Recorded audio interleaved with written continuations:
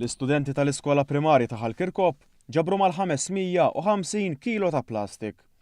Dan f'kompetizzjoni organizzata għall-istudenti mill-istess skola u l-Kunsill Lokali ta' Ħalkirkop biex jiġu riċiklati iktar fliexken u kontenituri tal-plastik. L-istudent li ġabar l-iktar kilogrammi ta' plastik riċiklat rebaħ rota sponsorjata mill-kumpanija Greenpack.